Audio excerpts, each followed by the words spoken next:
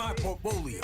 Pimp My Portfolio. If you've just joined us, Pimp My Portfolio is a segment where we bring in an expert to review a community member's portfolio. And our expert today is one of Australia's leading financial advisors, Charlie Viola. Charlie, welcome. G'day, gents. How are we? Very well. Very excited for this. Yeah. And we have on the phone community member Chenade. Chenade, how are you? Good, thanks. You ready for this? Yeah. That's good. That was wow. All right. Well, as always, Ren, take us through it. What's in Chenade's portfolio? All right. Well, Chenade's portfolio has some ETFs, then some active managers and some individual stocks. So starting with the two biggest ETFs, the Beta Shares A200 and then the iShares S&P 500. Together, they make up just shy of 40% of the portfolio.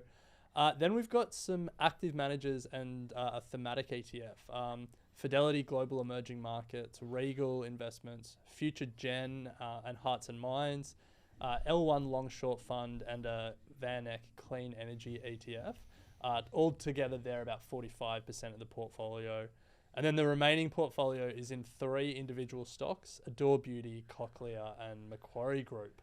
Wow. So, Charlie, we like to start with a nickname. So, what have you got here? Yeah, I reckon we call this one the good, the bad, and the ugly. Okay. Okay, nice. Which I'll explain as we go. Nice. Okay, All right. all right. Well, we'll unpack that. But Chenade, initial response to Charlie's name. Yeah, no, I think that's great. I don't know, I was kind of nervous about that. But yeah, I think that's a very fair assumption. And Chenade, how did this portfolio come to be? Tell us a bit about the journey. I started out in 2020, so COVID had a lot of free time.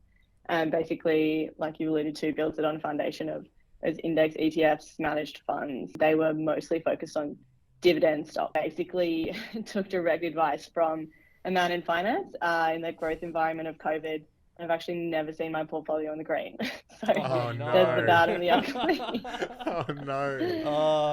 Well, hopefully after today we can set you on the right course. This might be a therapy session. All right, so Charlie, that's the challenge. Never seen the portfolio in the green. So what are some of the steps we can take to start getting there? Yeah, stop talking to whoever it was that you were talking to. might be a start. Let me start with the good, right? Yeah. And, your dollar cost averaging into those kind of the A200, so the ASX 200 ETF and the IHVV, which is the S&P 500. They're the right ones to be putting the money into, and your biggest exposures are that A200, IHVV, and L1, which are all the right ones. I reckon that's probably where the good stops, though. Okay. If I'm honest, when I look through this, there's just no sort of sense of direction. I feel like you've been told what to buy or what was cool on social media. It's almost like you've sort of been either late to the party, and it's almost one of the reasons why we're not massive fans of thematic investing, because there's some proper rubbish in here, if I'm really honest. And the easiest way that we would kind of deal with this is it's a little bit like cleaning up the living room after you've had a big party. Like, the only thing that should be left behind is like the table and the lounge. All the other rubbish, throw it away. Okay. Right? So I'd basically kill all of it at this point and just keep a really simple pot of the A200, IHVV. The L1, Macquarie and Cochlear, and then just keep it really simple and keep allocating to that A200 and IHVV. And I think what you'll find is, by the power of the kind of dollar cost averaging and the fact that you've got those good broad-based exposures, and a good manager in L1 and a good quality company in Macquarie, you'll probably start to see it go green over a period of time. All this other stuff in terms of the kind of thematics where you've tried to take exposures to in clean energy and Adore Beauty and Hearts and Mind, which is like a mush up of people's best ideas that may well come off kind of thing. It's just not the way to kind of construct a portfolio. You need asset quality, diversity, and then like a really simple plan is kind of my view. Chenade, what are your thoughts around that? Is this where you're thinking at? Is that like clear out what's not working, or where was your head at? Yeah, no, for sure. I think that is definitely the tough love I was looking for. I like haven't sold anything. I'm just like, clinging on to the fact that, oh, maybe eventually it'll go up.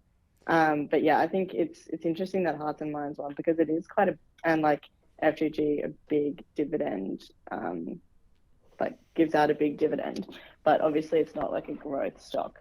So I guess you're kind of more inclined to look at those growth stocks in the end. Yeah, I think the answer to that is we're more inclined to look at good broad-based exposures where you're just getting access to the whole of the market. With reasonably small portfolios, you can make the mistake of trying to carve stuff up too thin, and you just end up with all these really kind of immaterial kind of positions. You're much better having like less lines, more material positions, and greater diversity, because the purpose of these things are meant to be a bit of a savings plan. So the best way to generate the savings plan is just have those kind of good diverse exposures and just keep adding to them over a period of time. Investing's not actually meant to be a wild ride. It's meant to be like this kind of smooth, this smooth cruise. And the way to do that is broad-based exposures. This may well end up as the kind of wild ride. It's kind of not what you want. Like, get your thrills in life in other parts of your life, not your investing sort of thing. And so for Chenade, and I guess many other people listening in a position like this, Charlie, where your portfolio is full of losses, like how do you overcome that feeling of like, when is the right time? I'm hanging on for that adore beauty to get back to the IPO price, or the HM1 to get back. When's the right time? Historically, you can go back and do this over, every good manager and every good investment manager will tell you, cut your losses, you know what I mean? Yeah, absolutely. Chase momentum, chase your winners completely, because there's obviously a reason why they're winning. But yeah, cut your losses and contribute monies, especially for small portfolios where you're putting money in every month. And like I said, there is some good stuff in here, right? The vast majority of the money is invested in that A200, IHVV and LSF. That makes up like 60% of the portfolio. That's where you should be concentrating. And if you had just done those things, you would have seen nothing but green. You would have seen an IRR of like 20% or something, right? So, cut the losses, so invest in good stuff. The grass is greener on the other side. Yeah, I think like Chenade, unless you invest in clean energy stock, not so much. I think like you look at, as Charlie said, the three, the A200, IHVV, the L1 long short, Cochlear and Macquarie. Those are the 5 things that you said were great, and together they're like 2/3 of your portfolio. So it's probably a lesson that we can all take away, that less is more. And it's certainly something that Charlie, you've said on the show before, and Bryce repeats every time he talks about his portfolio, that he went through this exercise of really consolidating the amount of lines on his portfolio and just really sticking to like good, high quality stuff. And I think, if you want to see green in your portfolio, that's probably a good first step to take. Yeah, the old KISS principle. Keep it simple, Chenade. Nice. Nailed that. Yeah, just keep it simple. Take out the trash and just keep polishing the kind of coffee table. I reckon just keep putting the good stuff in, and I think it'll be fine. And then I think you'll feel a lot better about your investment journey as well, because you'll be starting to see the fruits of that kind of money that you're putting in every month. And whoever that man in finance is who's giving you all those stock tips, tell him to pipe it. Yeah. Yeah, look, got the foundation to do my own due diligence now. So nice. Thank you. That's it. Well, Chenade, were there any final questions or thoughts you had?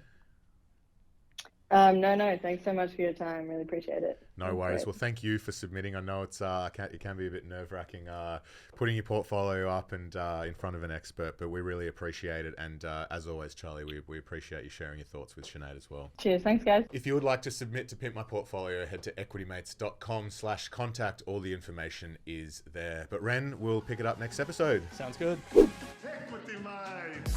I will say this about investing. Everything you do learn is cumulative. What I learned at 20 is useful.